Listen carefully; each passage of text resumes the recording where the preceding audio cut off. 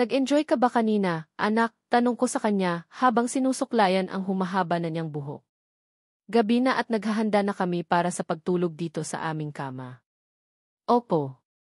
Gusto ko ulit swimming bukas, nanay. Sasakay ulit ako sa dock. Hindi pwedeng araw-araw, anak. Baka magkasakit ka kung lagi kang nakababad sa tubig ng ilang oras di sa susunod naman po. Tama. Sa susunod naman. Hindi araw-araw, okay? Opo. Matulog ka na. Kiss na si nanay. Alaynan. Kaagad din naman siyang humarap sa akin at mabilis na humalik sa pisngi ko. Hinalikan ko rin naman siya sa pisngi niya hanggang sa hindi ko na mapigilang panggigilan siya sa lig niya. Nanay, napatili naman siya habang pilit iniipit ang lig niya. Ang bango-bango kasi ng baby kong yan Nakakagigil. Kikiliti ako Mag-pray muna tayo, anak, bago tayo matulog, opo. Mabilis siyang umayos ng pagkakaluhod niya sa kama namin. Kahit papaano naman ay may manipis kaming foam para hindi sasakit ang likod niya sa pagtulog. Sa ngalan ng Ama at ng Anak at ng Espiritu Santo. Sinabayan ko ang pagbigkas niya yon habang nagsa-sign of a cross. Hinayaan ko ring siya ang magdasal dahil sinanay ko na siya simula pa noong 2 taong gulang pa lamang siya. Nakakabigkas na siya noon ng salamat po, Jesus. Salamat, Papa Jesus, love na po ko ng daddy ko. Pinasakay niya ako sa dock niya kanina. Di na po siya galit sa akin. Sana po love na din niya si nanay ko. Di na din siya magagalit kay nanay na pahinto ako sa sinabi niyang yun. Yon ang malabong mangyari dahil ang buong buhay niya ay nakalaan na lamang para sa babaeng mahal niya talaga. Si Athena Baker. Okay na sa akin yung anak ko na lang ang matanggap niya. Hindi na ako umaasa pa na magkakaroon pa ako ng partner sa buhay ko. Sapat na rin naman sa akin ang anak ko. Dito na po kami titira kay daddy. May bago na po ulit kami bahay. O okay na, anak. Gusto ko na siyang pigilan sa mga sinasabi pa niya. Umaasa siya sa walang kasiguraduhan at ayokong masaktan siya pagdating ng araw. Hindi ko rin alam, baka pinagbigyan lang siya ni Cloud kanina dahil sa walang tigil niyang pag-iyak at ayaw ring kumain. Tapos nakakain na po ulit ako ng Chicken Joy. Pinakain ako ni Daddy kanina. Subo pa niya ako. Bukas po ulit, Papa Jesus. Sa ngalan ng Ama at ng Anak at ng Espiritu Santo.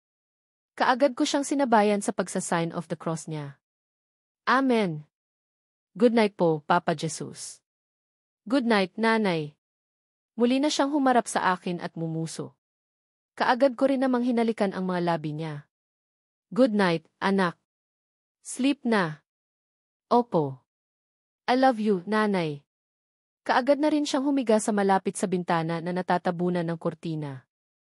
Nasa loob din naman kami ng kulambo upang hindi kami lamukin. I love you too, anak. Inayos ko naman ang pagkakakumot sa kanya habang ang puso ko ay para na namang nalulusaw. Hindi ko na naman mapigilan ang pangingilid ng mga luha ko dahil sa halo-halong emosyon na nararamdaman ko sa mga sandaling ito para sa kanya. Naaawa ako sa anak ko. Sana anuman ang maging desisyon ng daddy niya sa kanya, sana ay makaya niya pa rin itong harapin at tanggapin. Alam ko kung gaano siya nangungulila sa daddy niya. Gagawin ko pa rin ang lahat upang mapunan ko ang mga bagay na hindi niya makukuha mula sa ama niya. Hinaplos ko ang kanyang noo habang pinapaypayan siya. Ipinikit naman na niya ang mga mata niya. Hindi rin naman nagtagal ay kaagad na rin siyang nakatulog. Marahil ay dahil sa pagod mula sa paglalangway nila kanina sa pool, kasama ang daddy niya. Maingat akong lumabas ng kulambo. Nakabukas lang ang ilang bintana namin upang hindi gaanong mainit dito sa loob. Bukod doon ay nakasampay pa rin hanggang ngayon ang ilang piraso naming mga damit na medyo basa pa. Pinatay ko ang solar light indoor na naririto sa itaas ng tulugan namin, nagtungo naman ako sa bahagi ng kusina namin. Pinunasan ko ang ilang basa sa ibabaw ng mesa. Yumukod ako sa ilalim at natanaw ko sa isang sulok ang bote ng gin na may kalahati pang laman. Kaagad ko itong inabot at inilabas. Nagtungo ako sa driver's seat at doon naupo. Kaagad kong binuksan ang takip nito at nilaklak ang laman nito, mabilis na humagod ang init nito sa lalamunan ko, kasabay nito ay pag-agos ng mga luha ko sa pisngi. Ramdam ko ang paggapang ng kakaiba nitong init sa mga ugat ko na parang ninanakaw ang lakas ko. Sumandal ako sa upuan at tumingala. Wala sa sarili akong napangiti. 5 taon na. 5 taon nang ganito ang buhay ko. Puro kamalasan. Puro problema na lang. Simula sa peking employer na napuntahan ko sa Altali, sa ex-boyfriend ko na niloko lang ako, sa pagkakabuntis ko, sa pag-uwi ko ng Pilipinas nang hindi pa natatapos ang kontrata ko. Sa pagkamatay ng mga magulang ko. Naubos ang mga ari-arian namin at mga ipon ko. At ngayon, heto kami ngayon. Sumusuong na naman sa isang mabigat na problema kasama ang anak ko. Kailan ba matatapos ang lahat ng ito? Hindi na yata naubusan si God ng pagsubok na ibinibigay sa akin. Okay lang sana kung ako lang ang nagpapasa ng lahat ng ito, ang kaso na dadamay ang anak ko. Yon ang napakasakit para sa akin. Gusto ko siyang mabigyan ng maayos na buhay, pero bakit ba parang ang hirap-hirap ng lahat para sa aming 8-2? Kung minsan ay naiisip ko ng sumuko na lang pero kung gagawin ko yon, paano na ang anak ko? Siya ang magsasuffer ng lahat ng ito at ayokong mangyari yon sa kanya. Kailangan ko pa ring maging malakas at lumaban para sa kanya. Para sa kanya na lang ang lahat ng mga ginagawa kong ito. Muli kong tinungga ang laman ng gin bago ko ito tinakpan ng muli. Muling humagod ang init nito sa lalamunan ko na siyang nakaragdag sa pangangatog ng mga kalamnan ko. Bumaling ako sa bintana, ngunit bigla akong napahinto nang matanaw ko sa balcony ng second floor ng bahay si Cloud. Kahit may kadiliman sa lugar na iyon, feeling ko pa rin ay nakatanaw siya sa amin. Tumaas ang kamay niya at parang may iniinom. Mukhang nag-iinom na naman siya ng alak. Pasensya ka na. Nasa masarap na sana kayong honeymoon ngayon ng babaeng mahal mo, pero nang dahil sa amin ay naudlot ang masasaya niyo sanang sandali. Sana pala ay nakinig na lang kami sa mga gwardya ng gate ng simbahan na yon. Hindi na lang sana kami pumasok pa sa loob, nakakatawa lang. Grabe maglaro ang tadhana. Magugulat ka na lang kung paano siya kumilos. Tumayo na ako at muling ibinalik sa ilalim ng mesa ang bote ng gin. Nakaramdam ako ng pagkahilo na kamuntik ko ng ikatumba. Pero nagawa ko pa itong paglabanan. Gin ka lang, matibay ako. Kahit may demonyo pa diyang nakahalo. Hahapay-hapay akong bumalik sa kama namin ng anak ko. Pumasok ako sa loob ng kulambo at kaagad na humilata. Hindi ko na ginalaw pa ang anak ko upang hindi ko maistorbo ang pagtulog niya. Ipinikit ko ang aking mga mata.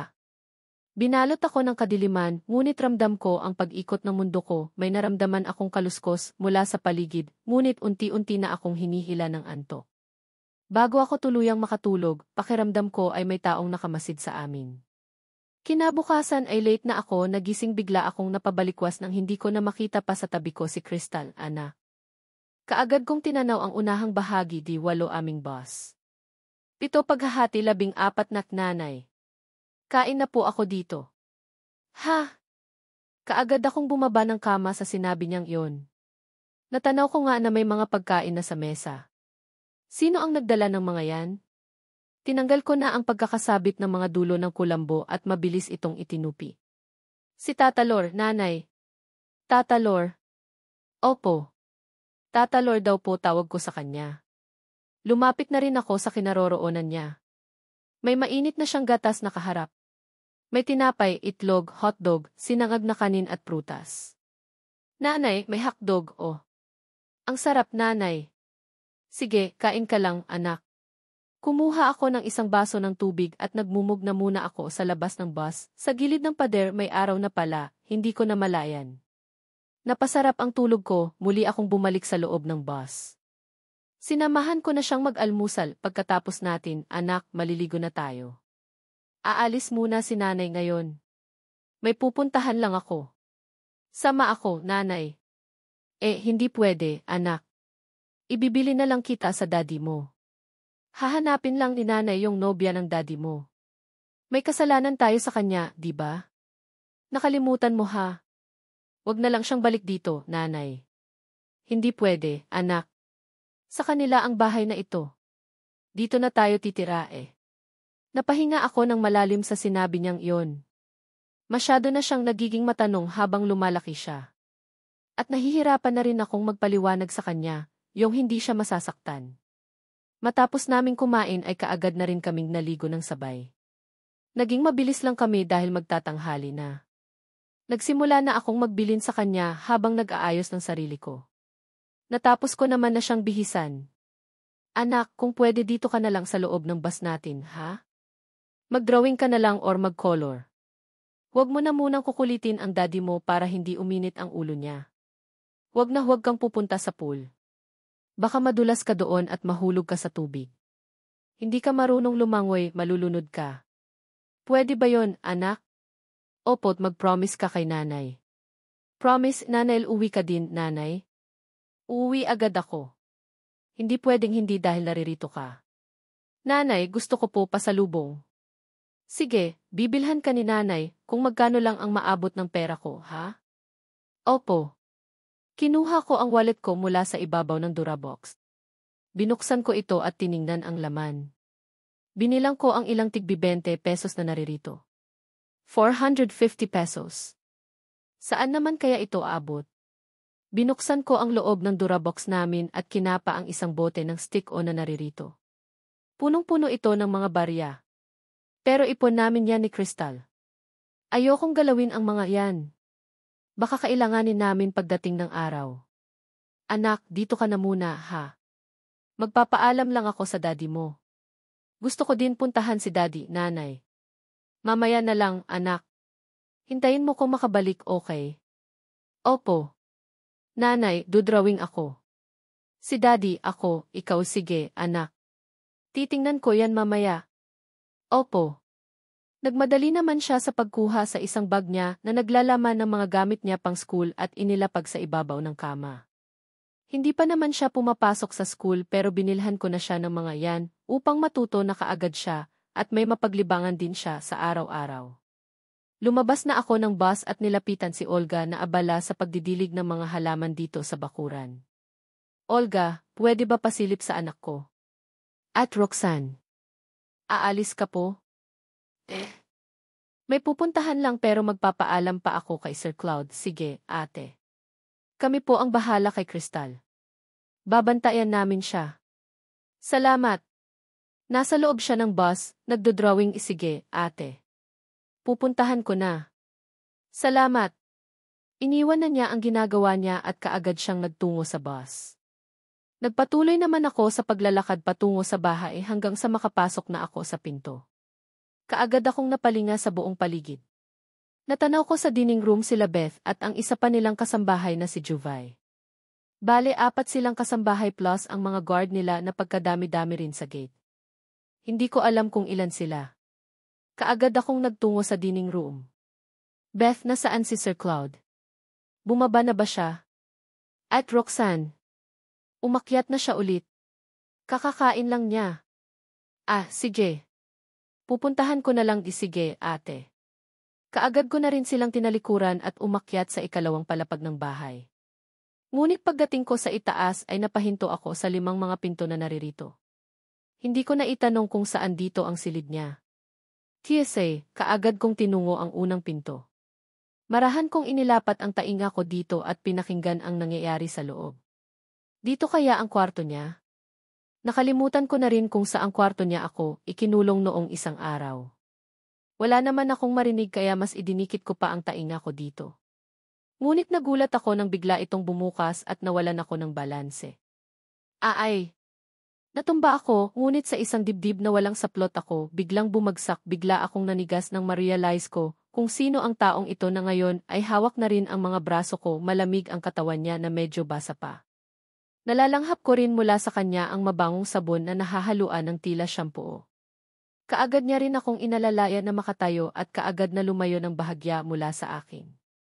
What the hell are you doing here, Miss Robel? Pasensya na. Magpapaalam sana ako. Gagawin ko na yung paghahanap sa fiance mo. Tumingin ako sa ibang direksyon upang maiwasan ko ang mapatingin sa hubad niyang katawan. Tanging tuwalya lang ang tapis niya sa ibabang bahagi niya. Saan ka naman mag-umpisa? Do you already know her? Napalingon ako sa kanya at napatingala dahil sa tangkad niya. Nagtama ang aming mga mata.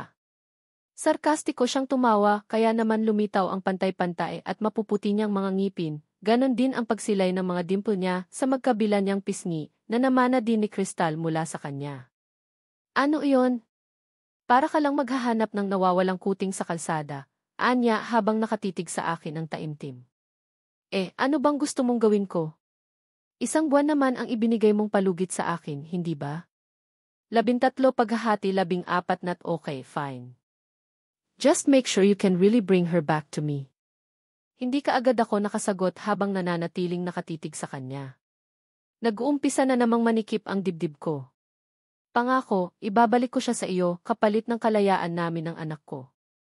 Yeh! You'll be free to leave the moment you do that. Pakiramdam ko ay tinutusok ng 1,000,000 karayom ang dibdib ko sa mga sinabi niyang iyon. Fiance mo kapalit ng anak mo. Kinuha ko ang isang maliit na book mula sa loob ng Durabox at binuksan ito. Hinanap ko sa mga listahan ko ng mga numero ang phone number ng dati kong kaibigan na si Marisa. Siya ang recruiter ko noon kaya ako napunta sa Altali. Sa pagkakaalam ko ay naririto siya ngayon sa Manila. Magbabakasakali ako sa kanya. Baka matulungan niya ako sa paghahanap kong ito. Hindi ko rin kabisado ang syudad na ito. Hindi ako pwedeng magsayang ng pera para sa maraming pamasahe. Hindi ko rin naman pwedeng dalhin pa itong bus dahil wala na rin itong gasolina. Mas mahal pa ang gasolina kaysa sa pamasahe. Kinuha ko rin ang sira kong cellphone mula sa loob ng Durabox. Screen lang naman ang sira nito at medyo nakikita pa ang mga numero. Baka pwede ko pa siyang magamit. Kinuha ko rin ang charger nito at susubukan ko siyang i-charge sa likod bahay. Saglit ko munang nilingon si Crystal sa ibabaw ng kama habang abala sa pagdodrawing niya. Nasa tabi naman niya si Olga at siyang nag-guide sa kanya. Olga, pwede bang mag-charge sa likod bahay? Ate. Pwede doon sa kusina. Salamat. Kaagad na akong lumabas ng bus at nagtungo sa likod bahay. Dire-diretsero akong nagtungo sa kusina.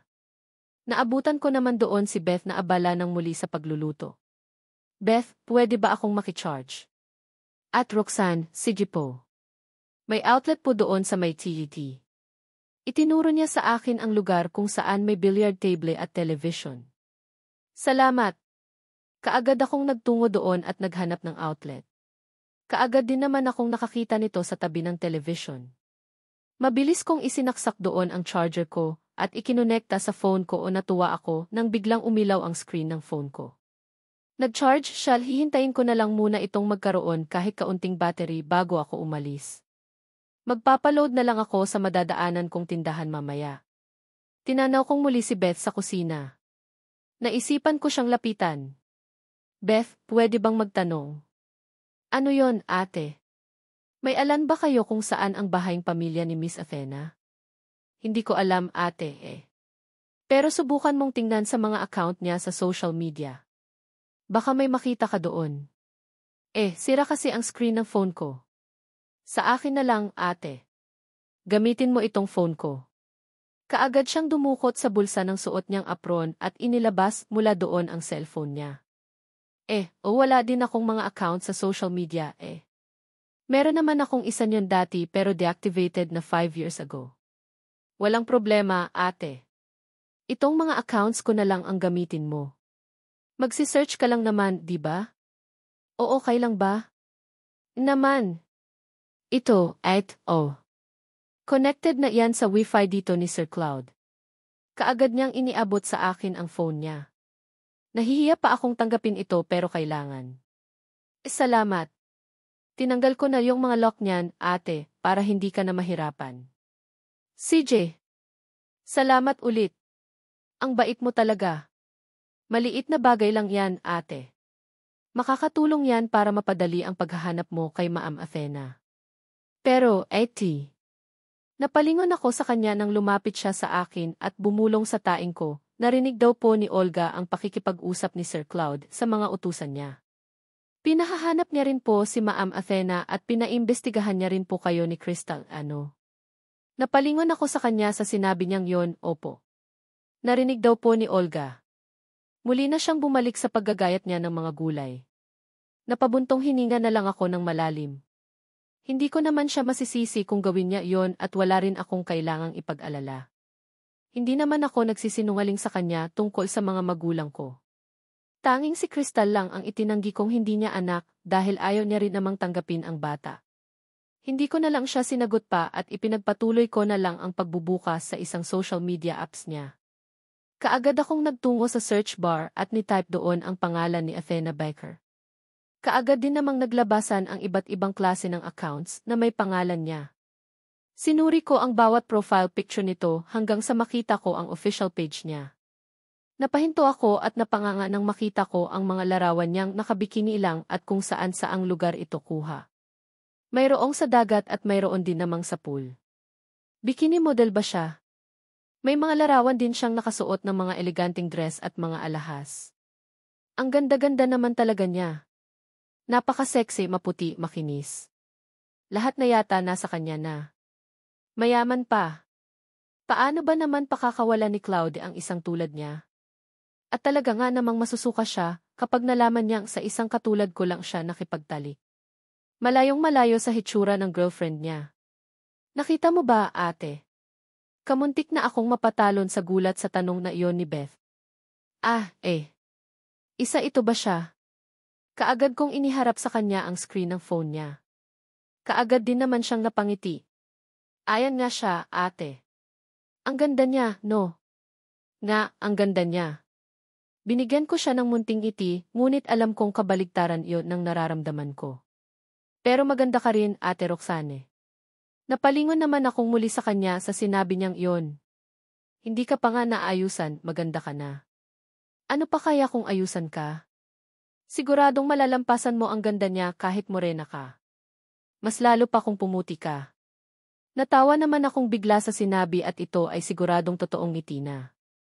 Napalitang bigla ng saya ang dibdib ko sa papuri niyang iyon. Bakit naman napunta sa aking bigla ang usapan? Totoo naman, ate. Kaya nga ang ganda-ganda ni Crystal. Pero mas lamang ang pagkakahawig niya kay Sir Cloud.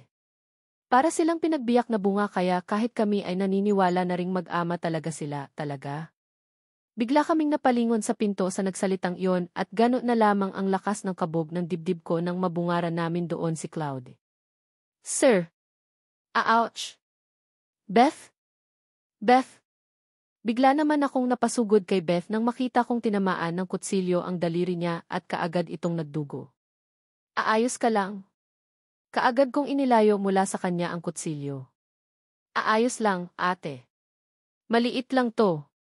Kaagad siyang nagtungo sa lababo at hinugasan doon ang sugat niya. Ramdam ko ang panginginig ng katawan niya. Marahil ay dahil sa takot at kaba niya sa pagdating ni Cloud. Nilingon ko si Cloud na ngayon ay taimtim na nakatitig sa akin, ngunit nandoon ang talim na para bang hindi niya pa rin matanggap ang katotohanan. Marahil ay dahil sa isang katulad ko lang siya nagkaanak. Hindi ideal woman na katulad ng fiancé niya. What else are you doing here at this hour? Don't you have something to do now? Walang emosyon niyang tanong sa akin. Zero, nagcha-charge lang ako ng phone ko, hindi siya sumagot. Mahabang sandali siyang tumitig sa akin, bago siya tumalikod at muling lumabas ng pinto, para naman akong tatakasan ng lakas sa mga sandaling to.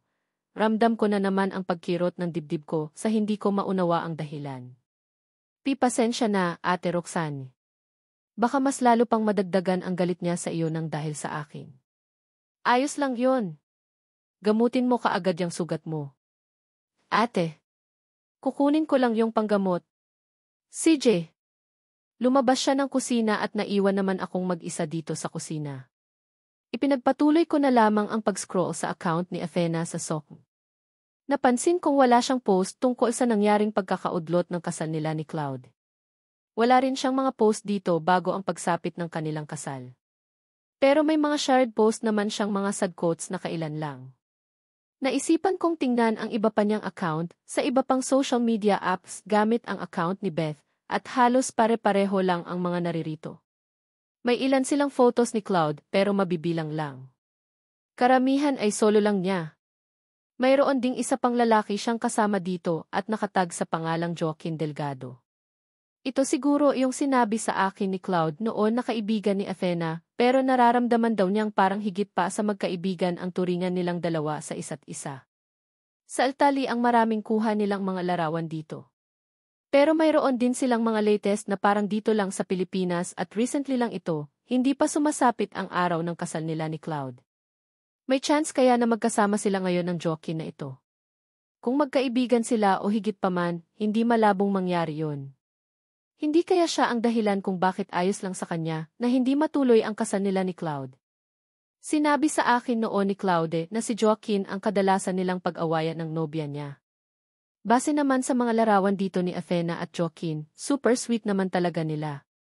Paglisipan talagang hindi lang sila basta magkaibigan lang na pabuntong hininga ako ng malalim. Mukhang tama naman ang mga sinabi sa akin ni Cloud tungkol sa nobya niya noon. Hindi siya magpapakalasing ng ganon kung wala siyang malalim na dahilan. Pero bakit pa niya ipinipilit ang sarili niya sa babaeng ito kung nararamdaman naman na niya kung gaano ito kalamig na sa relasyon nila? Pareho lang nilang pinahihirapan ang mga sarili nila. Pinlano pa nilang magpakasal. May nakita akong email address dito sa account ni Athena, ganon din kay Joaquin. Pero hindi naman sila sasagot sa akin ng ganon-ganon na lang, di ba? Binusisi kong mabuti ang mga larawan nila na kuha lang recently dito sa Pilipinas. Sa background nito ay para silang nasa isang Starbucks. Pero maraming branch ang Starbucks. Teka, sa Laguna sila ikinasal. Malamang ay taga roon din ang babae. At siguradong hindi sila nalalayo sa lugar na iyon. Tama. Mas madali sigurong maghanap sa probinsya dahil ilan lang ang mga tao doon at halos lahat sila ay magkakakilala. Biglang bumalik si Beth na ngayon ay may dala ng panggamot sa daliri niyang nasugatan. Beth, anong address ng bahay na ito? Antipolo, ate. Antipolo. Ang layo pala. Medyo malayo talaga ito, ate, at saka nasa bundok tayo. Matatanaw mo sa mga balcony sa second floor ang mga tanawin sa ibaba. Talaga? Ate, anong sasakyan ko paglabas ko ng gate? Wala kang masasakyan diyan sa labas ng gate. Nasa loob kasi tayo ng subdivision. Maglalakad ka pa patungo sa labas. Siguro ay mga kalahating oras ang lalakarin mo bago ka makarating sa highway. May mga jeepney na doon patungo sa Manila. Ganon pala. Sige, salamat sa phone mo. Aalis na ako. Kaagad ko nang ibinalik sa kanya ang phone niya. Alam mo na ba ang pupuntahan mo, ate? Alam ko na.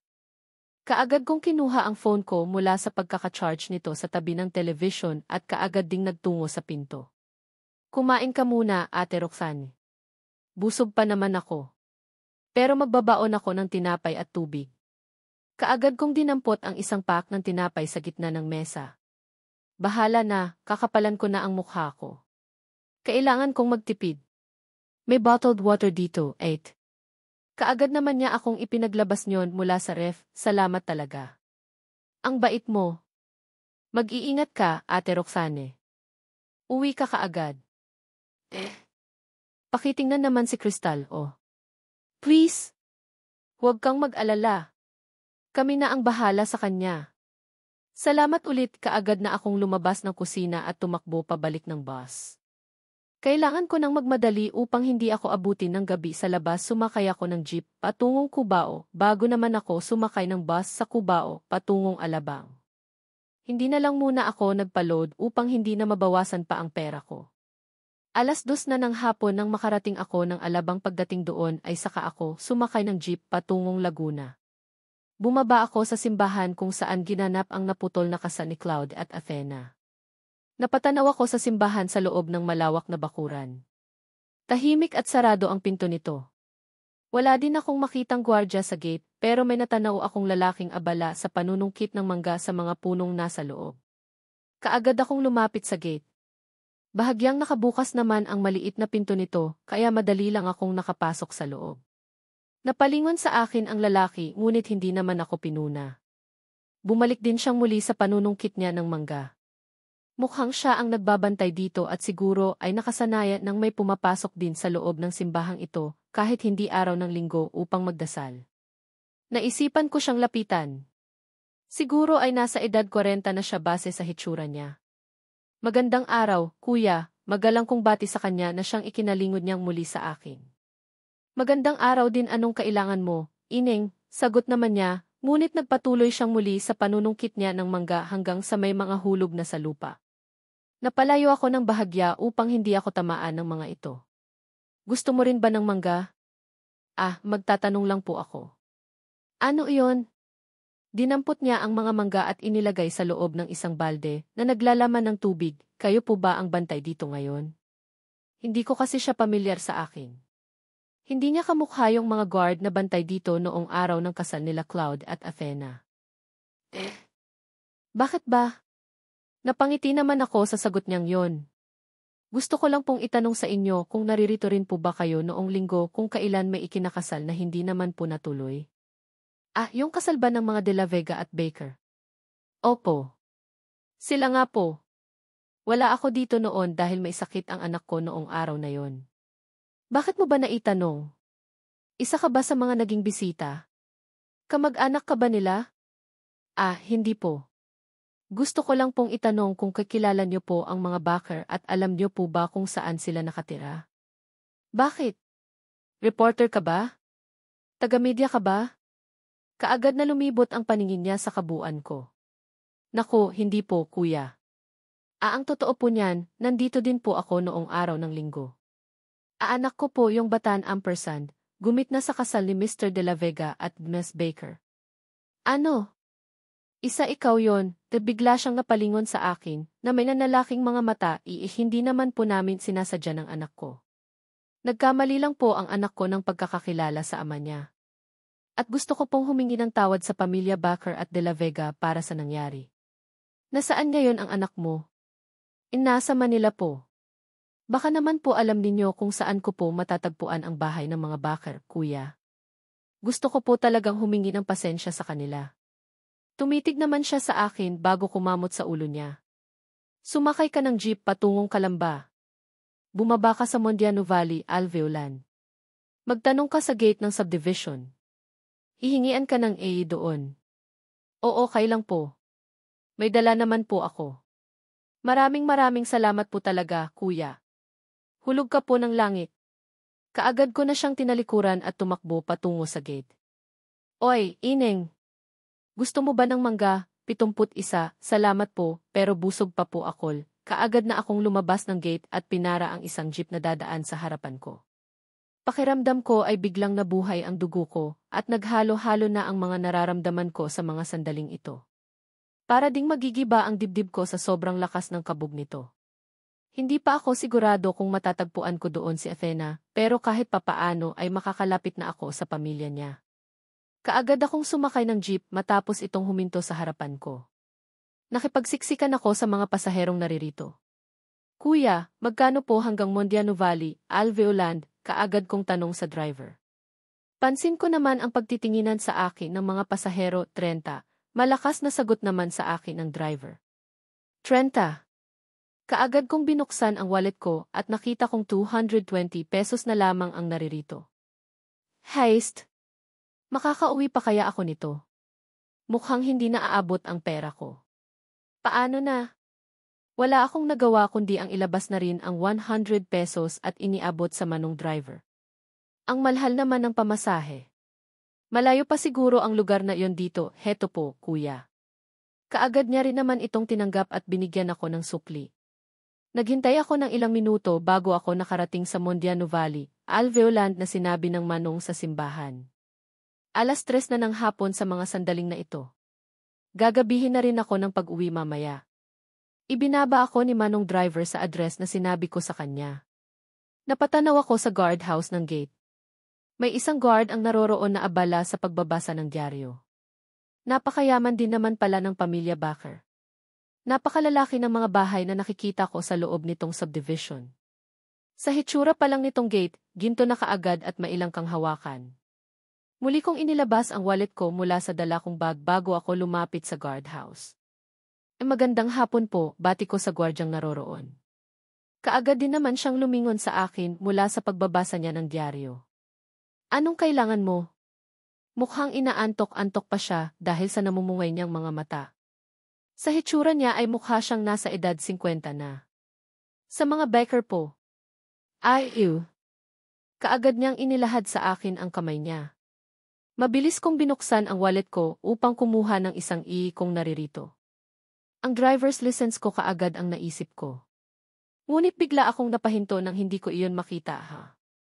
Nasaan iyon? Napakunot ang noo ko habang kinakalkal ko na ang lahat ng bulsa nitong wallet ko na isang tiklop lang naman. Hindi ko talaga ito natagpuan. Bakit nawawala? Nandito lang yon. Saan mapupunta yon? Paulit-ulit ko pang ininspeksyon ang lahat ng sulok nito, ngunit hindi ko talaga ito makita. Pinakialaman kaya ni Crystal itong wallet ko. Pero hindi naman yon gawain ng anak ko. Wala ba? Ito po, kuya. Halos mataranta ako sa tanong na yon ni Manong Guard. Kaagad na lamang akong naglabas ng iba pang ifi ko na naririto. Itong success V ko na lamang ang ibinigay ko sa kanya. Ito po, kuya. Kaagad niya rin naman itong tinanggap bago niya ako binigyan ng visitor's pass, salamat po. Nakaramdam ako ng saya dahil hindi naman pala ganun kahigpit magpapasok sa subdivision na ito. Kuya, saan po ba sa loob ang bahay nila? Muling napatitig sa akin ang guard, kasabay ng pangungunot ng noo niya. Ano bang kailangan mo sa kanila? Mag-a-apply ka ba bilang katulong? Napahinto ako sa tanong niyang yon. Mukha ba akong katulong? Nakaramdam ako ng inis pero pinili ko na lang siyang ngitian. Hindi po. Pupuntahan ko lang po yung asawa kong guard sa kanila, sana maniwala siya at huwag nang magtanong pa ng kung ano-ano. Bakit hindi mo na lang tanungin yung asawa mo? Bakit ba napakasungit niya? Para address lang, hindi pa maibigay agad. Kaya namumuti agad ang buhok niya dahil sa kasungitan niya. Sige po, kuya. Salamat na lang po. Tatanungin ko na nga lang po talaga yung asawa ko. Gusto ko siyang tirikan ng mga mata ko pero tumalikod na muna ako bago ko ginawa yon. Kapag minamalas ka naman talaga. Naglakad na lamang ako papasok ng subdivision. Magtatanong-tanong na lang ako sa mga taong makakasalubong ko. Ang importante ay naririto na ako sa loob. Nagpatuloy ako sa paglalakad habang palingalinga sa buong paligid.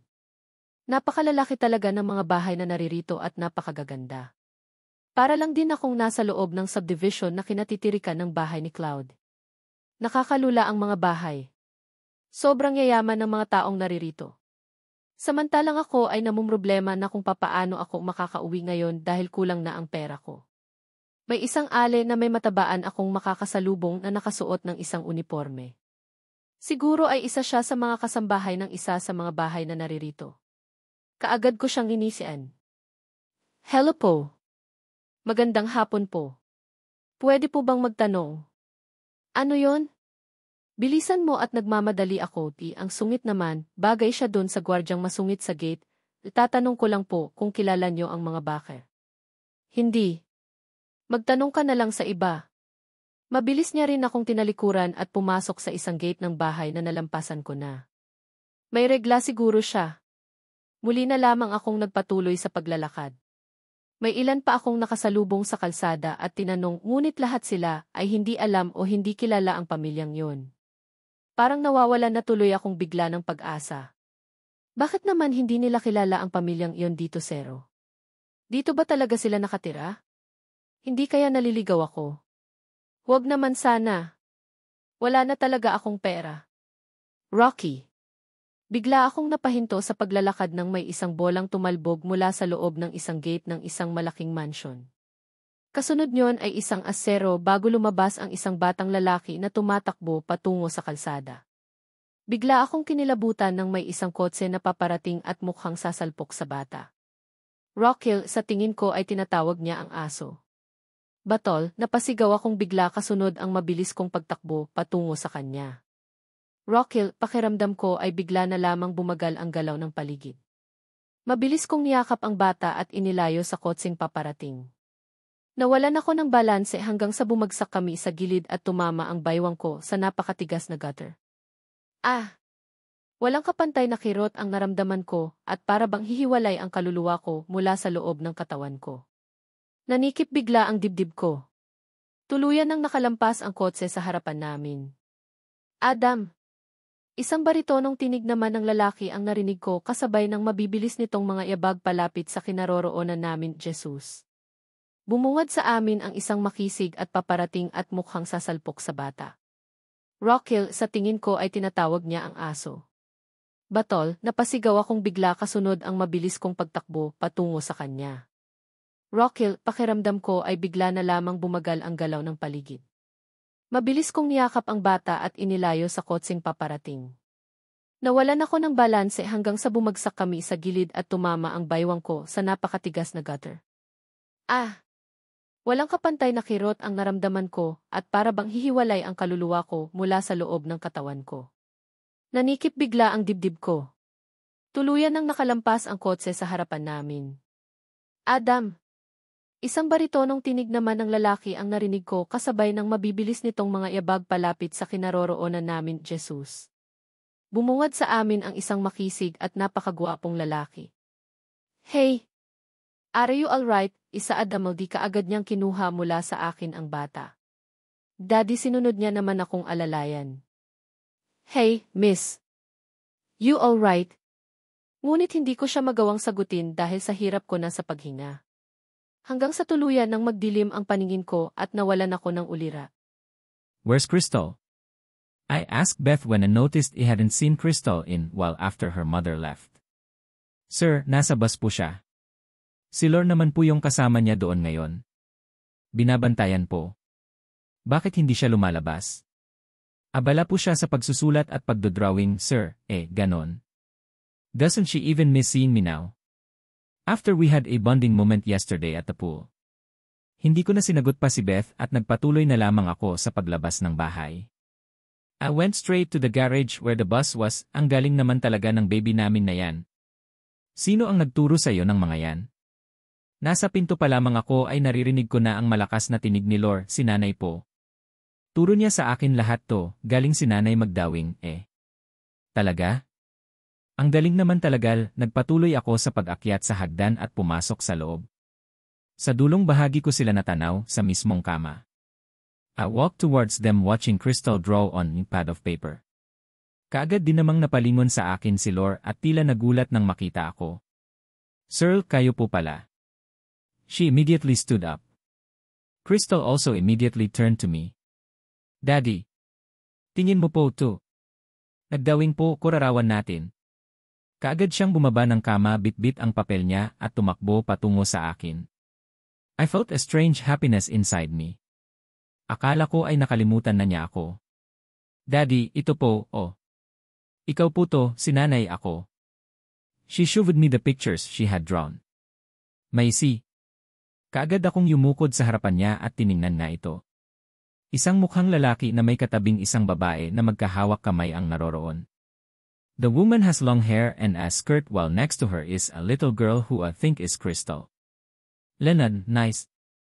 Like a happy family. Hindi ko alam kung ano ba ang dapat kong maramdaman pero binigyan ko pa rin siya ng isang magandang ngiti. Ito pa, Daddy. Sa gitna ako, she quickly flipped the page and showed me the next picture. Ito, Daddy. Tingin mo po to. Kaagad ko rin naman itong sinilip. Nasa gitna naman ng lalaki at babae ang isang bata na tinutukoy niyang siya. There is a house and trees in the background. There are also clouds above and a sun-like era.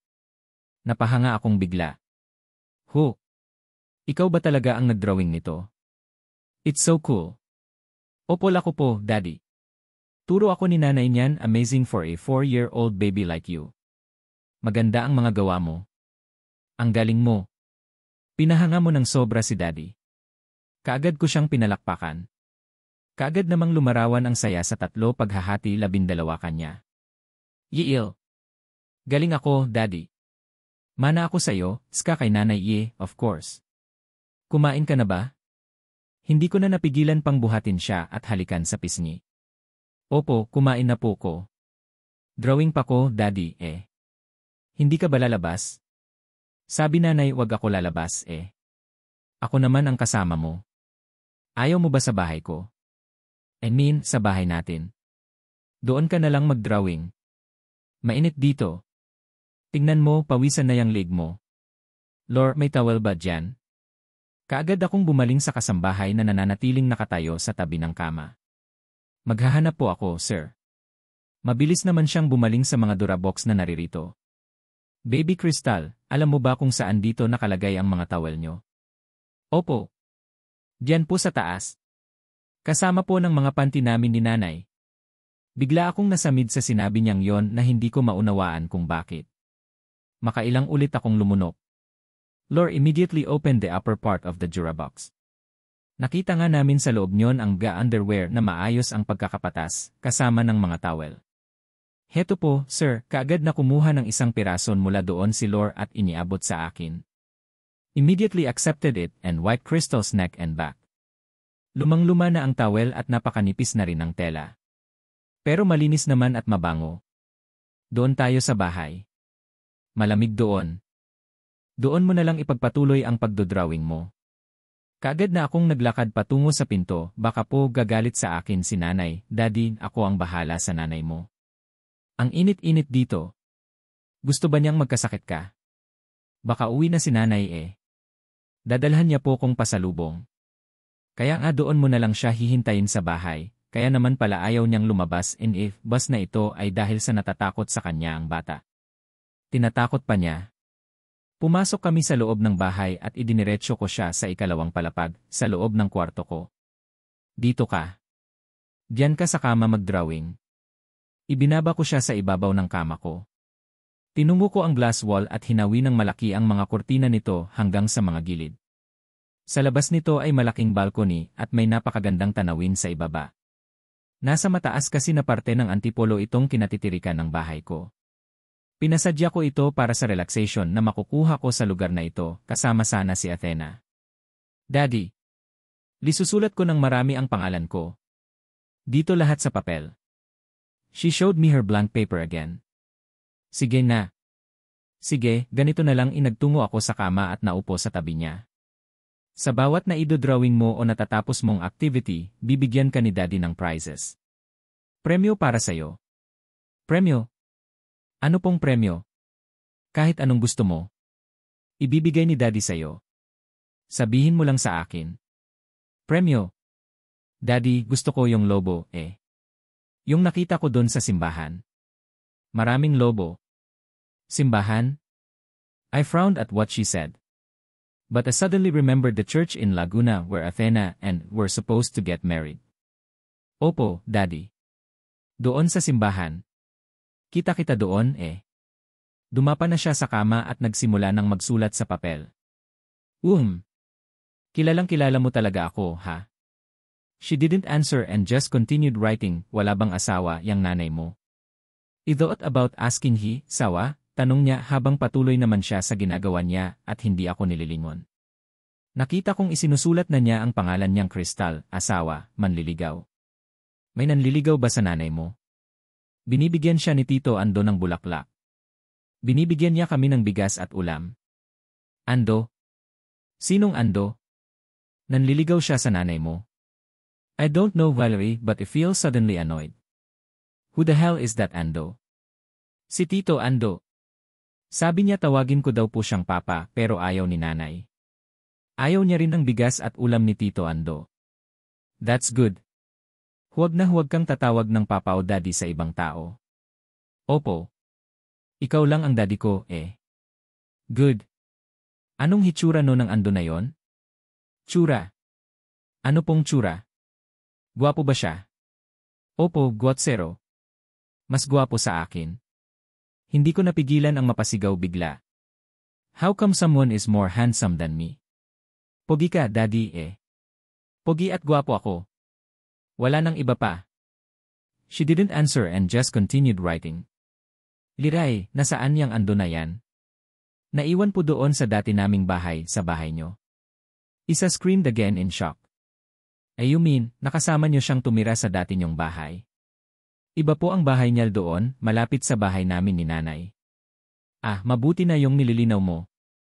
Akala ko naman. I suddenly breathed a sigh of relief. Sino ba ang mga kasama niyo sa dati niyong bahay? Muli kong tanong sa kanya. Dami mo naman tanong, Daddy eh. Isa na lang. Sagutin mo na lang yon. Gugulo mo ko eh. Aist. Wala kang lobo sa akin. Si nanay, si tatay, si lolal pero wala na sila, natulog na sa ilalim ng lupa. So, kayo na lang dalawa ng nanay mo. Opo. Susulat na ko, Daddy. Dami mo naman na nga. Bibili mo po ko lobo mamaya, Okay, napakamot na lang ako sa ulo ko. I picked up on the phone and called one of our servants at the gate. Sir, pumunta ka ng mall.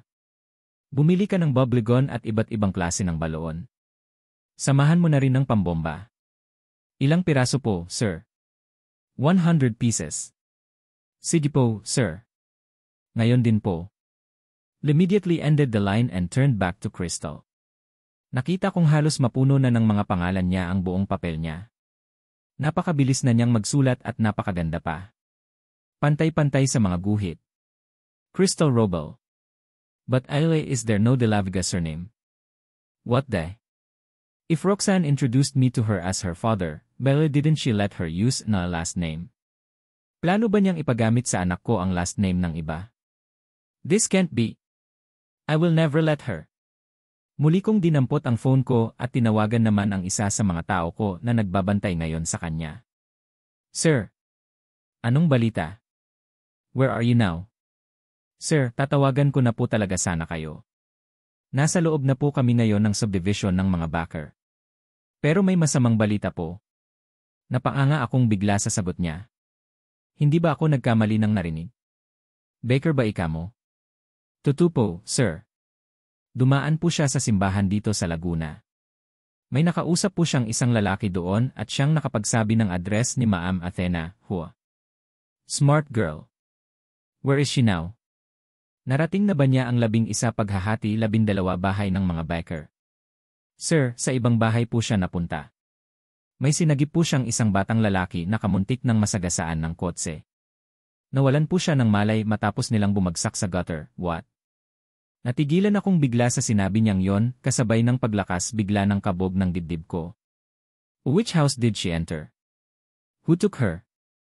Si Mr. Adam Baker po, sir, was dumbfounded what he said. Adam Baker. What the hell?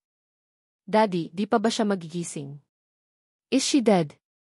No, she's just resting. Nagising ang diwa ko sa mahihinang tinig na nag-uusap na pakiramdam ko ay nasa malapit lang sa akin.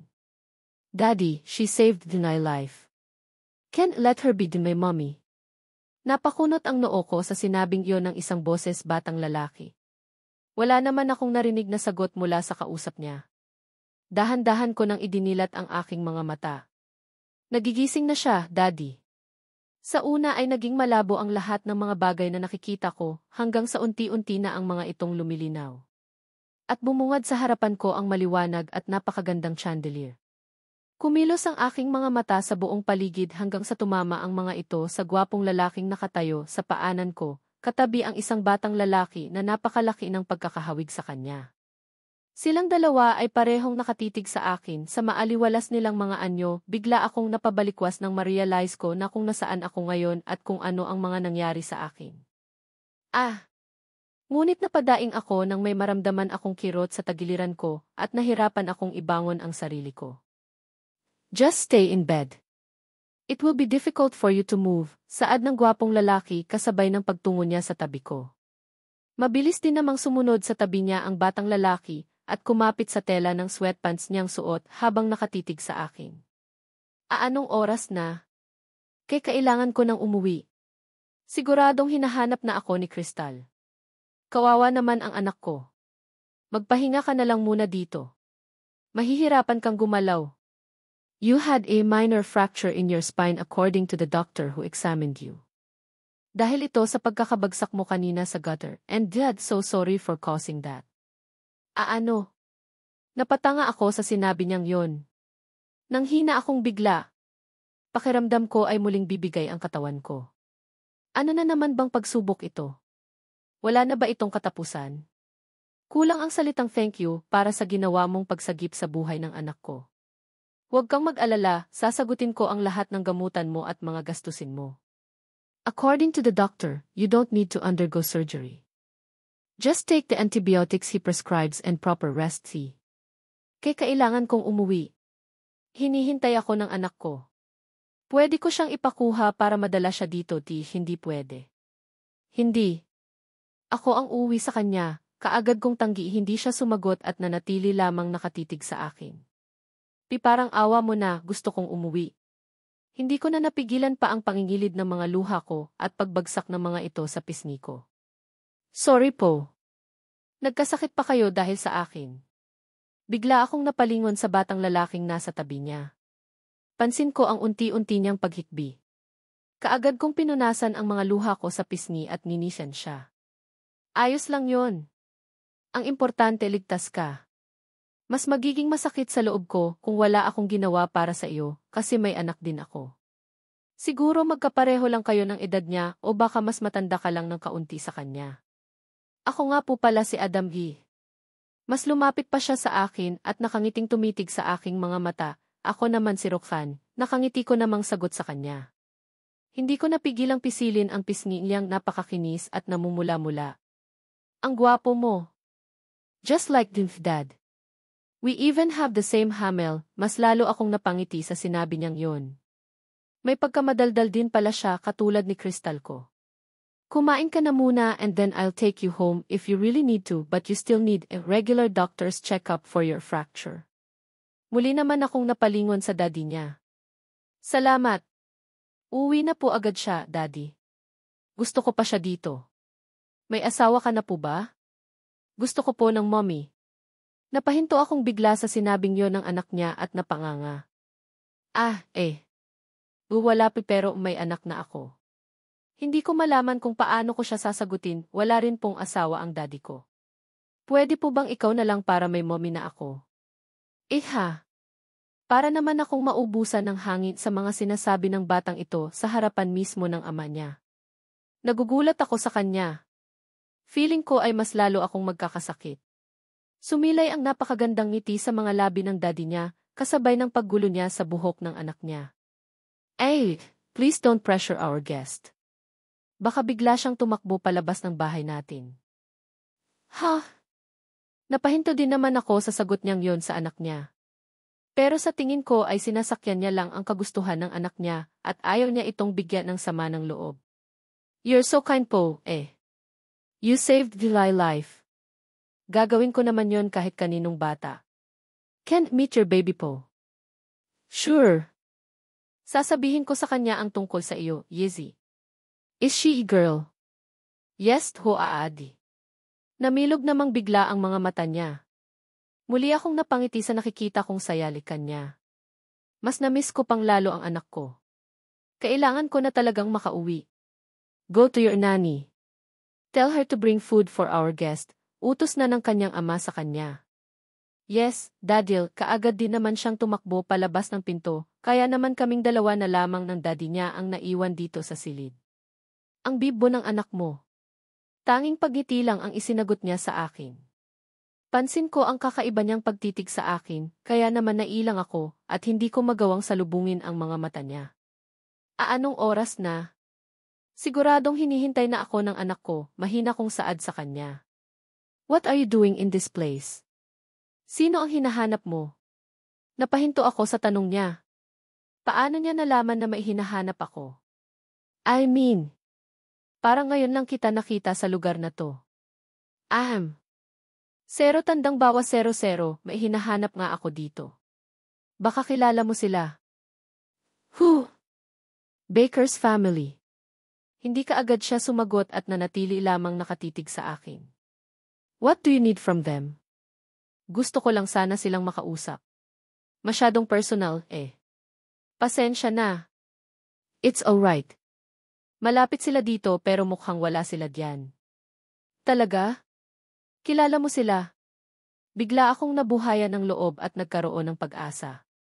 Baka siya na ang makakatulong sa akin. I know them, but as I said, they're not there. Sa pagkaalam ko ay nag-out of town sila ngayon. Ganon ba? Lahat ba sila? Kailan kaya sila babalik? Kilala mo rin ba yung anak nilang babae? Athena Baker yata yung pangalan niya. But she's not there either. Saan ko kaya siya mahahanap? I have no idea, sagot niya kasabay ng pagkibit balikat niya. Napahinga ako ng malalim. Importante ba ang kailangan mo sa kanila? Mahina akong tumango sa kanya. Pwede kitang tawagan kung sakaling nakauwi na sila o may mabalitaan ako kung nasaan man silang lugar. Talaga? Pwede ba iyon? For you. Salamat. Nakaramdam naman ako ng saya sa sinabi niyang yon. Kaibigan ka ba ni Athena? Muli niyang tanong. Hindi. Alam mo bang naputol ang kasal niya kailan lang? Natigilan naman ako sa tanong niyang yon at napalunok. Nga daw, Pero walang ibang nakakaalam yon. Mahigpit nila itong inilihim upang hindi maisapubliko na tahimik akong bigla sa sinabi niya. Baka nagtataka na siya ngayon kung bakit alam ko ang tungkol doon. Ganon ba? Heto na ang pagkain. Biglang pumasok sa pinto ang isang may edad ng babae, bit-bit ang isang malapad na tray. Nakasunod sa kanya si Adam bulilit. Nakahinga akong bigla ng maluwag sa pagdating niya dahil hindi ko na malaman pa ang isasagot ko sa mga tanong ni Mr. Adam. Kumain ka na muna. Kapag okay ka na, ihahatid kita sa inuuwian mong bahay, anyang muli sa akin. Ang bait niya. Salamat ulit. Kain ka na po, mommy. Natigilan naman akong muli at napanganga sa sinabing yon ng anak niya. Samantalang napailing lang ang daddy niya sa kanya at hindi man lang niya ito sinaway haist, hindi ko tuloy malaman ang sasabihin ko o magiging reaksyon ko sa batang ito. Masyado pa naman akong maingat sa mga damdamin nila. Lumabas na muna sila ng silid na ito na hindi ko alam kung kanino pero napakaganda. Malinis, maaliwalas at napakakomportable pagpahingahan. Pero naiwan naman dito sa tabi ko ang batang makulit. Sumampa siya sa kama at nahiga sa tabi ko. May hawak siyang Rubik's Cube na pinaikot-ikot ng mga daliri niya. Sinimulan ko ng kumain dahil nagugutom na rin naman ako. Kailangan ko rin ng lakas. Kailangan kong gumaling kaagad mula sa sinapit kong ito. Hindi ako pwedeng magkasakit dahil hindi ko magagawa ang usapan namin ni Cloud. Mahihirapan akong kumilos. Kumain ka na ba, Adam? Opo. Doon na po. Kumusta ka? Hindi ka ba nasaktan kanina? No po. Yung dog mo. Yung hinabol mo kanina. Si Rocky. Kinulong po siya ni Daddy. Kasi makulit siya. He was playing with FB ball. Sa susunod huwag ka nang tatakbo palabas ng gate, ha? Para hindi ka maaksidente. Maraming tumatakbong sasakyan sa labas. Opo. Daddy scolded our maid earlier, hindi naman ako nakasagot sa sinabi niya. Hindi ko rin naman alam kung bakit nakabukas ang gate na iyon at naiintindihan ko naman ang daddy niya. Kung sa anak ko man nangyari iyon na huwag naman sana, hindi ko rin alam kung ano ang magagawa ko. Makakalimutan ko na siguro kahit ang sarili ko dahil sa tindi ng galit ko. Yon ang pinakaiingat-ingatan ko, ang huwag masaktan ang anak ko. Eksaktong pagtapos kong kumain ay muling bumalik dito sa loob si Adam. Bihis na siya. Do you have e-bank account? Tanong niya sa akin, ha? O wala, Bakit? Meron dati pero dahil matagal ko nang hindi ginagamit yon, siguradong deactivated na iyon ngayon. Okay, kunin mo na lang muna to. Lumapit siya sa akin at iniabot ang isang sobre. Ano yan? Bigla naman akong kinabahan habang tinatanggap ito. Masyado kasi itong mabigat at parang napakaraming laman. Maliit na halaga lang yan. Kailangan mo yan para sa tuloy-tuloy mong gamutan. Kaagad kong sinilip ang loob nito at ganun na lamang ang pamimilog ng mga mata ko nang makita ko kung gaano karami iyon. Inako, ang laki nito. Hindi ko ito matatanggap. Huwag na lang, please. Bukal sa loob ko yung pagtulong ko sa anak mo. Bukal din sa loob ko ang pagbibigay nito at magigilty ako kung hindi mo yan tatanggapin. Pero yung sasapat na lang sa gamutan ko. Huwag naman ganito, that's just a small amount, Roxanne. Hindi niyan mapapantayan ang buhay ng anak ko. Napahinto ako sa sinabi niyang yon. Kung wala ka, hindi ko na siguro alam kung ano nang nangyari sa anak ko. Even though you knew you could be harmed, you still chose to save him. Napakagatlabi ako sa emosyong nakikita ko sa kanya at nararamdaman ko rin kung ano ang nararamdaman niya, lalo na't isa akong nanay. Put that in your bag. I'll take you home. Your baby must be waiting for you. Salamat ulit. Hindi mo alam kung gaano ito kalaking tulong sa amin. If you can open a bank account, do it then, send me your account number. Here's the phone number. Inabutan niya ako ng isang kapirasong papel, kung saan may nakasulat na numero niya at name niyang Adam. Tinanggap ko ito pero bakit pa ako magsisend sa kanya ng bank account? Huwag niyang sasabihin na lalagyan pa nilya iyon ng laman bukod pa dito sa binigay niya. Sobra-sobra na ito sa amin. Baka pwede na yata itong makabili ng malit na barong-barong kapag nakaalis na kami kay Cloud.